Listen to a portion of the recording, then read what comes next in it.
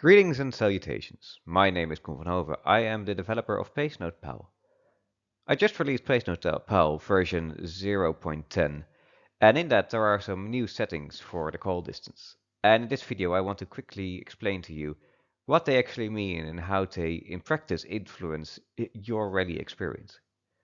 Um, On the screen you can see a small snippet of one of the stages in Wales that I made some pace notes for. So it starts in the bottom right, and then you drive up and through some twisty sections, and then in the end you end up leaving the screen at the top.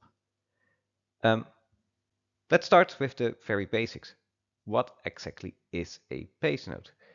A pace note is actually quite simple. You have a distance into the stage, like for example here 1200, and then some notes that tell you something about what you should know about at 1200. Generally speaking, they're like turns or whether you can cut or jumps, etc. So in this case, it might be a left 5 don't cut. And then later at a distance of 1380, you get a turn left 6, and then 1480, you get a hairpin right. Again, these are all the things that are made up. I don't think these are the ones from the real stage. Now, if you take the naive approach, what you could do is when you arrive at 1200, you could of course tell us, your co-drive could of course tell you about that left 5 corner. However, that's likely slightly too late. For the left 5 you might still make it, but if you look further on, you have this hairpin right. Imagine if your co-drive told you, oh, by the way, hairpin right now. Then you're probably screwed and probably somewhere in a tree. So ideally, you would want your co-driver to tell you which corners are coming up ahead of the turn. And that's what all of these three settings actually influence. So if you have played any other rally games and rally simulators, you generally you know that there's generally a setting that allows you to set the call distance from like normal to early or late or very early, etc. Pacenote Pal has 3 different settings for that because it allows you to customize your experience a bit more. The first setting is the call distance multiplier. This is basically your late or early or very late. So by default, this is set to 1.0. So for example, which is just the basic value. So let's say that's about 100 meters ahead of the turn. So here we have the node for 1200. So that's about 100, close enough. Let's say that about 100 meters ahead of it. So at 1100, you get your call. Now, if you want this to be earlier, for example, at like twice as early, then you just set this value to 2. If you want it to be very late, then you set it to 0.5, and of course all the values between. It just multiplies the call distance with whatever value you fill in there. So that's the main one, and I think that's the easiest one. Now, there is also a maximum calls ahead, which is the second one. And that might explain, it needs a bit more explanation. So if we look at this stage, we see that we first have a left 5 coming up at 1200, and then a left 6 at 1380, and then we get a twisty section where it's like a hairpin right at 1480, then a hairpin left at 1550, and then a very long right 3 at 1620. Now, let's say that we get the call for the left 5 here, and then we get the call for the left 6 about here-ish.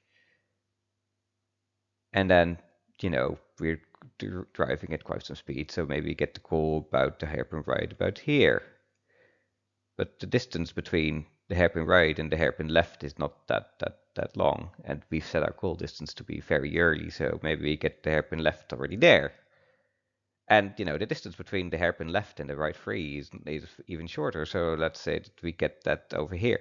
Now at this point, we are getting a left 6, a hairpin right, hairpin left, right 3, before we've even passed through the left 6. Do you still remember that this right 3 from here is coming up when you've still not reached that part? This makes sense if you have a very fast section with just flat rights and flat 6, but in this case, these are tight corners. you're going to wrestle your card through hairpins. So are you going to remember that this right 3 is coming up, or are you going to mainly hear the right 6 and then mistakenly think, oh yeah, right, then the hairpin left and then the right 6? Oh no, that's a trick. So that's what the maximum calls ahead does. By default, it's set to 3. So if you are at this point where you're getting the left 6, and then you get the right, this hairpin right, that's number 2. And then you get the hairpin left, that's number 3. At that point, it's like, okay, I've now told you about 3 notes that are coming up ahead. Even though technically you are close enough to hear about the right 3, I'm not going to tell you until you pass the next pass the next note. Because there are now 3 calls that you've heard ahead of time, and I don't want to overload you with things you need to remember. I don't want you to have to remember 10 calls ahead. Unless you, of course, set the value to 10, which would be totally up to you. I'm not going to tell you that you shouldn't do it, but you would be the first person that actually remembers all of them. So then at some point you pass the left 6 note, so the distance for that, and then it's like, okay, but now there are only, I've only told you about 2 corners ahead, namely the hairpin right and the hairpin left, so now I can tell you about the right 3, which would be about here-ish probably. So that's what the maximum calls ahead does. And lastly, there is also a speed influence. So the speed influence is actually a very simple idea of, if you're going very fast, you probably want to hear your bass notes a bit earlier, because, if I tell you about a right 3 that is coming up in 200 meters and you're going 50 kilometers an hour, you have plenty of time to react to that and actually, slow down in time, or if you need to slow down at all. However, if you're going to 100 kilometers an hour, you are going to have to brake very hard, and maybe you're actually too late. Now, what the speed influence does, which by default is set to 1.0, it's a multiplier that just tells you, okay, if my speed increases, so your speed in kilometers an hour, how much earlier do I want to hear my call?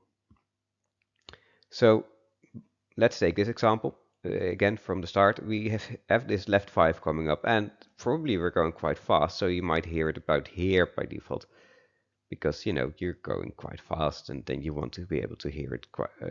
And then at the left 6 that's coming next, you're probably going even faster because you don't need to slow down that much for the left 5, so you're probably going to hear it quite early. And you're also going to hear the hairpin right quite early because you're still probably going quite fast as you're going through or past the left 6. However, if you're probably not going to take a hairpin right at a very high speed, so you're going to slow down, and that means that maybe the note for the hairpin left, if that's not called out yet, or definitely the hairpin or the right 3, will be a lot later, because at this point, you're maybe only doing 60, 70 kilometers an hour rather than 200, so it will call it out far later. Now, this is a value again that you can change to your heart content. If you set it to 2, then it will the speed will be even basically to have double the influence over how early it will call out.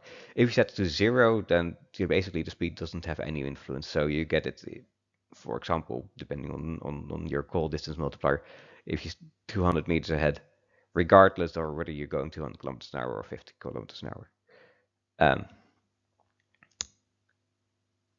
That's basically what these 3 settings do. And as you can see, you can play and tweak around with all of them, and based on that, get an experience that works for you. So if you like, for example, your calls very far ahead of time, but not stacked up in a lot, then you can set the call distance multiplier very high, but for example, your maximum calls to 2 or 3 or 4, and then you will hear about the 2 or 3 calls, corners that are coming up next. And then whenever you pass one of them, you hear about the next one that's coming up. Contrary, also, if you're like, I just want to know what's going to come, soon-ish, you can turn the maximum calls to very high, but the call distance to very low, and then they will stack. So you might, if you have a very twisty and section with a lot of small corners, you will get a lot of call outs for them. But if you have like a long out section, it will just tell you about them roughly, you know, uh, before they a set distance before you arrive. And if you're like, I really want my speed to, uh, if I'm going fast, I really need time to slow down. I want them very early if I'm going faster, but if I'm going very slow, I want them, I want them quite late. That if I'm going 20 kilometers an hour, I might as well hear them when I'm in the corner because that's also fine to me. You can turn the call distance multiplier slightly down and the speed influence up, and then that way you get your calls very early if you're going fast, but quite late if you're going slowly. Um, like I said, it is all up to you. If there's one thing that all rally drivers have in common is that they all have their own system and way of doing things, and that everyone else that they disagree on everyone else's system. So with these three settings, I try to give you the maximum freedom to do what works for you. Um, if you have feedback about these settings, or if you're missing something, or you want the call distance to be influenced by something else that is not yet possible, uh, just send me a message. And then otherwise, thank you for watching and safe driving.